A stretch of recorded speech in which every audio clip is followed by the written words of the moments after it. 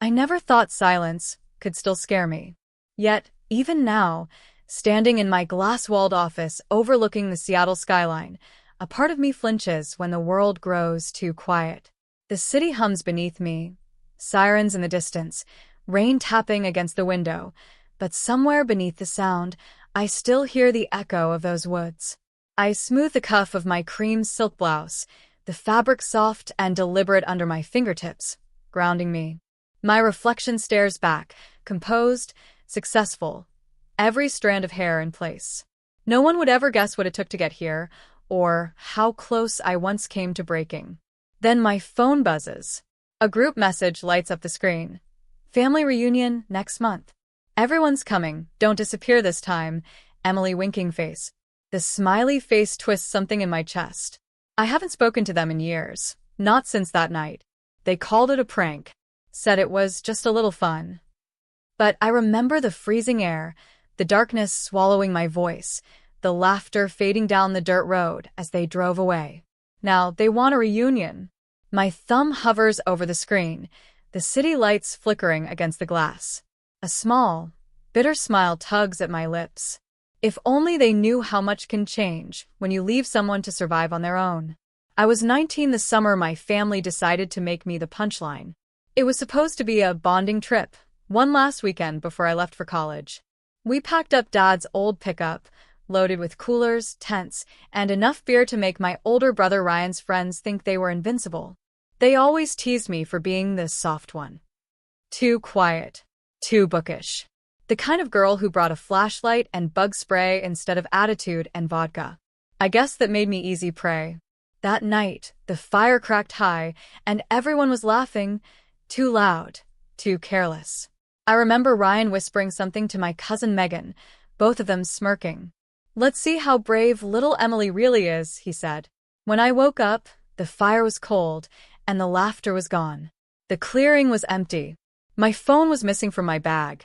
Only the trees stood around me, tall, dark, and utterly silent. At first, I thought they were nearby, hiding, waiting for me to freak out. But as the hours stretched on, and the night deepened, panic began to bloom in my chest. The air turned sharp, biting against my bare arms. Every sound, the rustle of leaves, the crack of a twig, felt like a threat. I called for them until my throat ached. My voice cracked into the void, swallowed by the forest. They didn't answer. By the time dawn crept over the treetops, my legs were scratched raw, and my tears had dried to salt on my cheeks.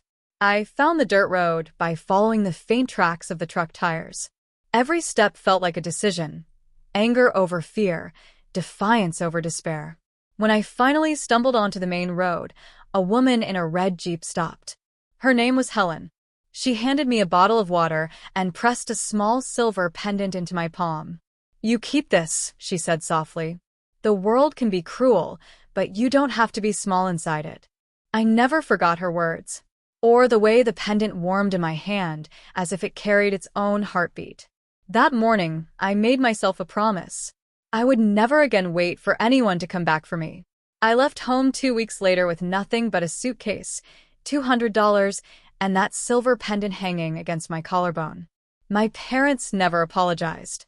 Ryan said I overreacted. Megan sent a half-hearted text, something about not meaning for it to go that far. I deleted it without replying. Seattle was cold and gray when I arrived, but it felt like freedom. I rented a room above a bakery, worked nights as a waitress, and took online design classes between shifts. It wasn't glamorous, but it was mine. Every blister, every sleepless night, every dollar saved, it all built something solid beneath me, something no one could take away. My first real break came when a woman named Clara Jennings walked into the cafe where I worked. She was a creative director at a small branding agency, elegant and confident in a way that made people listen when she spoke. I spilled her latte that first day, right onto her white blazer. I was mortified, but instead of yelling, she laughed. "You've got steady hands for a nervous wreck," she said. "Ever thought of working in design?" Clara became my mentor. She taught me how to turn ideas into visuals, how to sell confidence before credentials. "You've got fire, Emily," she'd say. Don't waste a dimming yourself for people who can't handle the glow. There were rough days, too. Clients who dismissed me because I was young, men who assumed I was the intern, moments when the old fear crept in. Maybe they were right about me. But I learned to push through. I touch the pendant at my neck and remember that night in the woods, the silence, the loneliness, the decision to survive. That memory became my fuel. Over the years, I built something extraordinary. My freelance work grew into a design studio, then into a company, Wilder and Company, named after the forest that tried to break me. We created campaigns for major tech brands, art that told stories, visuals that made people feel. I kept a low profile, letting the company's name shine while I stayed behind the scenes. On social media, I posted simple things: coffee cups, sunsets, quotes about perseverance. My family never knew the truth.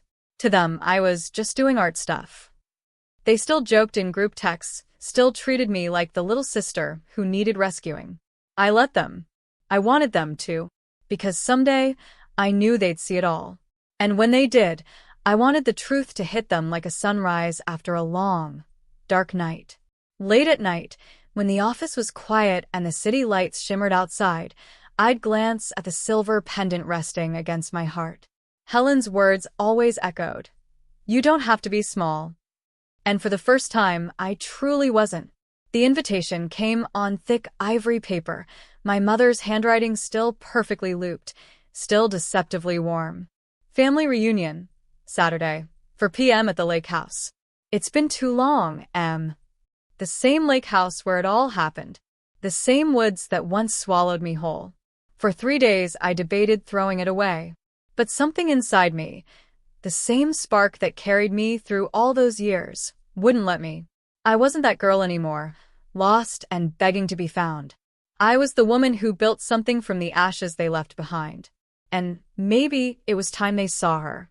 When I arrived, the afternoon sun was melting into the lake, turning the water gold. The air smelled of pine and nostalgia, sharp and bittersweet. My family stood gathered near the deck, Mom in her pearl earrings, Dad still pretending his silence was strength, Ryan and Megan laughing about something shallow.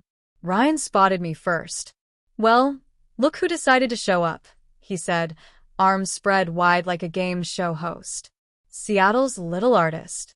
I smiled, calm and unreadable. "Hi, everyone." They led me inside. The house hadn't changed much. Same plaid couches, same photos of Ryan's football trophies. But I noticed something new. Tension. Maybe it was in the way they watched me, curious but uneasy, as if trying to gauge who I'd become. "So," my mother began, setting down her wine glass. "What have you been up to, dear? Still doing your little art business?" I leaned back in my chair, the pendant cool against my skin. "Actually," I said evenly, "Wilder and Company just signed a partnership with Microsoft last month. We're expanding internationally next quarter." Silence. My father blinked. "Wilder and Company." "It's my company," I said softly. "Founded it 6 years ago." Megan frowned. "Wait, the Wilder campaigns? Those are everywhere. You're saying you did that?" I nodded. Ryan's laugh cracked awkwardly. "You're kidding. You? The same Emily who couldn't handle a night in the woods." That hit exactly where he wanted it to. But I didn't flinch. "The same one," I said, meeting his eyes. "Turns out a night alone can teach you how to build your own fire." The room went quiet again. You could almost hear the weight of realization settling in. The expensive watch on my wrist, the tailored navy dress, the confidence that didn't need defending. "I didn't come here to prove anything," I said finally. "But since we're all being honest, I thought maybe it was time you knew who I became after you left me behind." I opened my bag and placed a thin envelope on the table. Inside were printed news articles, features about Wilder and Company, interviews with me under pseudonym. They leafed through the pages in disbelief. My mother's hand trembled slightly. "Emily, why didn't you tell us?" I smiled faintly. "Because you never asked." For the first time, none of them had anything to say. Outside, the lake shimmered as if nothing had happened. But inside that cabin, the balance shifted. They looked at me not as the fragile little sister or the quiet daughter, but as someone entirely new. Someone they didn't recognize, but couldn't look away from.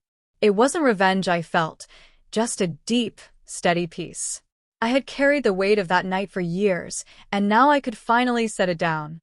I stood, smoothing the fabric of my dress. "I have to get back to the city tomorrow," I said gently. "Some of us have work to do." And as I walked out into the cool evening light, their stunned faces lingered behind me, small shapes against the fading sun. For once, it wasn't me who was lost in the dark. It was them. The next morning, I woke up early and walked to the dock. Mist floated over the water, soft and ghostly, just like that night years ago. Only this time, I wasn't scared of it. I stood there quietly until I heard footsteps behind me, slow, hesitant. "Emily," Mom said, her voice smaller than I remembered. "We didn't realize how much we hurt you." I turned toward her. "You didn't want to realize it," I replied. "That's different." She flinched but didn't argue. Dad followed a few moments later, his jaw tight. "We were stupid," he said. "Kids playing around. You turned it into a grudge." I exhaled slowly, the calm of the lake seeping into me. "A grudge?" I said quietly. "You left me alone in the dark, Dad. I was 19. That night changed everything, because it showed me exactly how safe I wasn't." Ryan and Megan appeared next, both looking guilty, both searching for a version of me that would make this easier. "I'm not here to get revenge," I said, finally breaking the silence. "But if you want to be in my life again, there are conditions." Ryan frowned. "Conditions?" "Yes." I met his eyes. "You start therapy. You stop turning cruelty into jokes. You learn what accountability feels like." He opened his mouth to argue, but something in my tone made him close it again.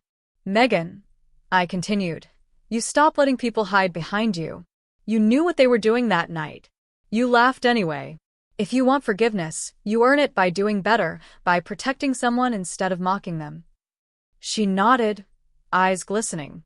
Then I turned to my parents. "You two stop pretending silence is love. You talk. You listen. You stop choosing comfort over truth." Mom's eyes filled with tears. "And if we can't?" I slipped my hand into my coat pocket, fingers brushing the silver pendant. "Then we keep our distance. Peacefully." They stood there, stunned, not because I'd spoken harshly, but because I'd spoken with authority. The girl they left trembling in the woods was gone. The woman before them didn't need their permission to exist. I softened my tone. "I don't hate any of you. I just can't go back to pretending it didn't happen. I built a life out of the darkness you left me in, and I won't let anyone dim it, not even family." No one spoke after that. The water lapped gently against the dock, the morning sun catching on its surface like glass. "I'll be in touch," I said quietly and began walking back toward my car. Behind me, I heard my mother whisper, "You sound just like your grandmother." I smiled at that, because Grandma had been the only one who ever believed in me. The pendant at my neck felt warm again, pulsing like a second heartbeat. This time, I didn't look back. Months passed after that day at the lake. The texts from my family came slowly at first, short, awkward messages filled with half apologies and uncertain attempts at connection. I didn't respond right away. I wanted their words to mean something more than guilt. But over time, I started to notice a shift. Ryan sent me a photo of a journal cover that read Day 12 of Therapy. Megan called one night just to tell me she'd stood up for a coworker being bullied. My mother began writing letters instead of texts, honest, messy ones, full of regret and memories she'd buried. It wasn't perfection, but it was change. And that was enough. My own life moved forward faster than ever. Wilder and Company opened a second office in New York, and Clara, my mentor-turned-business partner, flew in to celebrate. At the launch party, under soft lights and clinking glasses, she raised a toast. "To Emily Wilder," she said. "The woman who turned being left in the woods into finding her own way home." Everyone cheered. I smiled, but my thoughts drifted somewhere quieter. Later that night, back in my hotel room, I opened my jewelry box. The silver pendant lay there, its surface scratched but still shining. I traced its edge with my thumb, remembering the woman who had given it to me, the stranger who stopped when no one else did. Helen's words came back to me as clearly as if she stood beside me. The world can be cruel, but you don't have to be small inside it. I walked out onto the balcony, the city glittering beneath me. The air was cool, the kind that carried both endings and beginnings. For years, I'd believed survival meant building walls, but now I understood. It meant building bridges too, carefully with people who chose to grow. I forgave them, not because they deserved it, but because I deserved peace. I fastened the pendant around my neck and closed my eyes. Somewhere deep inside, the frightened girl in the woods exhaled for the last time. When I opened my eyes again, I wasn't her anymore. I was the woman she fought to become. And as the city lights reflected off the silver at my throat, one truth rang clear, steady, powerful, final. They left me in the dark that night, but it was there I learned how to build my own fire.